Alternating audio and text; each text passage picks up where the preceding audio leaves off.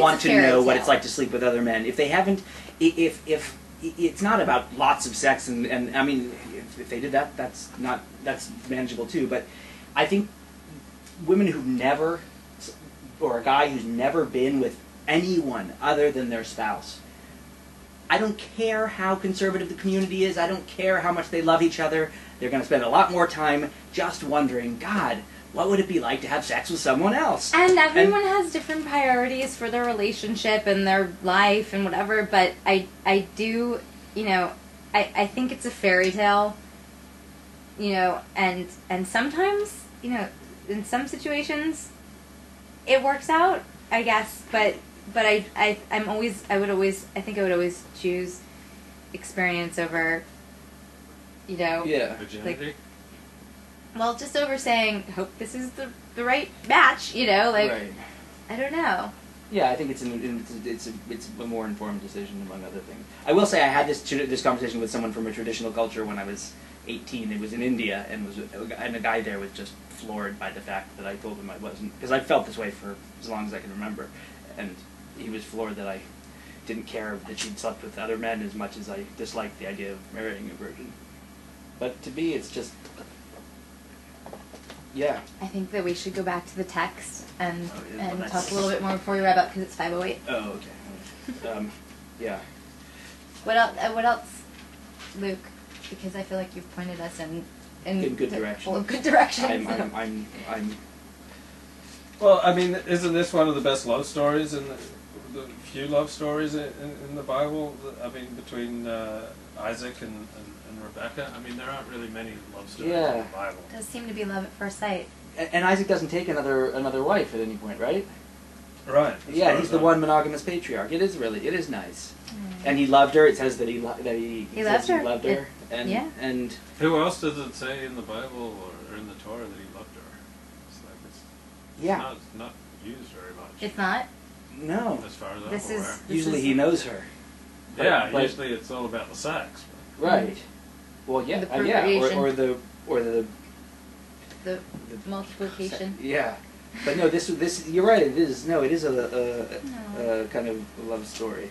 I picture her with that big nose ring, like a big gold nose ring, and like I just picture her like sort of like almost, I don't know, like a belly dancer or something, because she's, you know, he immediately, he's like, you're Eliezer or whatever, he's like, okay, wait, you're good, I'm gonna put this nose ring on you, and then like I'm gonna give you bracelets, and I just picture her being like, Ruby, you know. Totally. Yeah, she does, and when she goes home, her brother Laban is so pleased to see her looking so tight.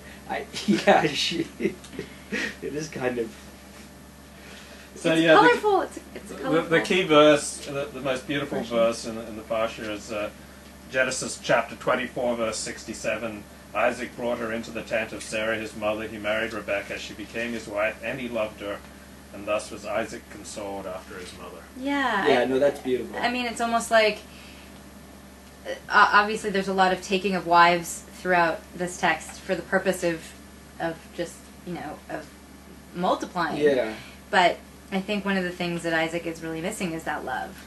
And so it's nice that not only does he take this woman to be his wife and to move forward with in a very practical way, but he loves her, and he's consoled because he's got this love sort of to sustain him again after this loss.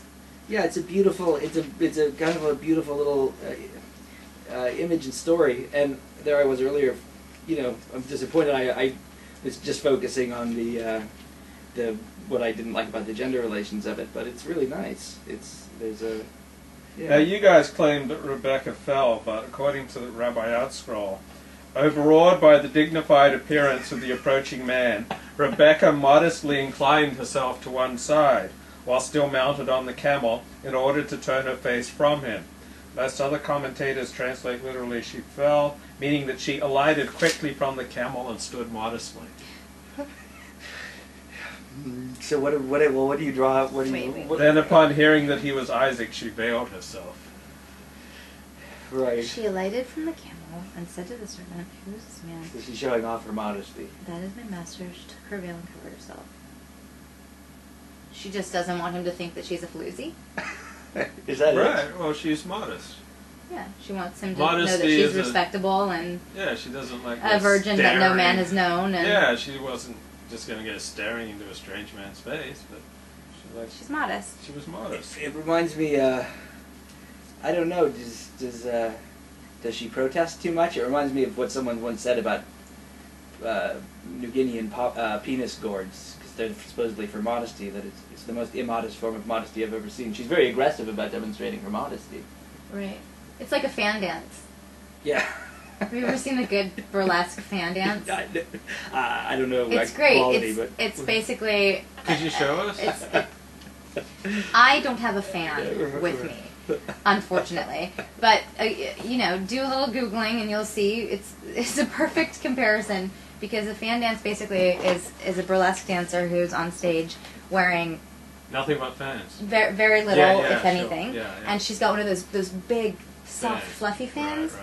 And the way that she dances is she's always got it in front of her, and she turns and she knows exactly the right moment to like flip it so that you never see anything, Right. anything. Uh-huh. But you're always thinking you're so close to seeing it that you Right. you see it in your mind's eye, you see it in your imagination, and it's more of a thrill Right. not to see it and to be sort Yeah. of teased with that Uh-huh. possible like fan being moved than it is to you know what I mean? Yes. Yeah. Yes. Totally. It's brilliant. And that's the kind of, it's not coquettish, but there's just this confident, we referred to it before, this constant confidence with Rebecca, even in the way she demonstrates her modesty. Like there's just no, Yeah. she knows what she's doing all the time. She really She's, does. She knows that what's implied is more important in that moment than Yeah. what's. And I love that Isaac responds to that he loves her, not just Yeah. knows her, and he only marries her. That's really nice.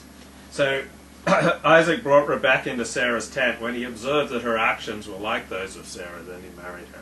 That's what this commentary says? Yeah, according to the Oh. marble. You're just like, you remind me of my mom. Yeah. I loved my mom. Well, men do, are there's no getting around it. Mammals are attracted to females that in some way remind them of their mother. Oh, yes. And Right. and that is why a good therapist will tell a woman who's single and looking for a guy, make sure he likes his mother. Because just because they're looking for a woman who like subconsciously reminds them of their mother doesn't mean it's going to work out, because Right. they might loathe their mother. Make sure he likes What his happens mother. if he hates his mother? That means what? As far as Well, you know that perspective.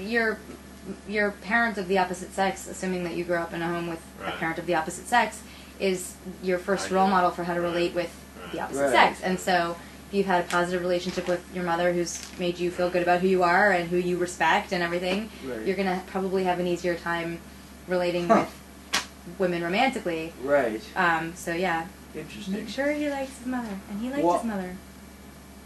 Interesting. I mean, because in my case, I thought the only thing that I took from my mother is that I tended to be attracted from women with similar ethnic and socioeconomic backgrounds, and there was no reason for that. I was capable of appreciating other women as well, but the personality, I don't know. I guess I should bring it up with my therapist. Isaac's love was inspired by Rebecca's righteousness and the aptness of deeds, the only criteria upon which the Torah bases the love between husband and wife. Righteousness and aptness of deeds. Aptness of deeds. You have really apt deeds. I've never. That's a Your cool. deeds are apt. Yeah, I kind of. Aptness of deeds. So what's another way of putting that that might be a little bit more clear? Aptness of deeds. Or I don't Just you the know, right deeds. You're righteous, Just- baby. You're Like, righteous, yeah, baby, yeah, yeah. like that's. Righteous, Um, but so aptness of deeds, like being, I mean, it being exactly the way that she demonstrated she was, initially, which was being aware of and considerate, to other people and Right. thinking of their needs and potentially even placing them before her own at first, and Right. I mean, being kind of principled and Right. modest but confident and all of these Right. very good qualities. to have. Very apt deeds, and also it's maybe just a simple reminder: find a woman who behaves and lives in the way you like, rather than don't just go for the superficial stuff or whatever. But Right, yeah, because ultimately that's what's going to sustain a relationship. Right. If you have respect for someone, Right. who they are, rather than just how they look, how or they look, or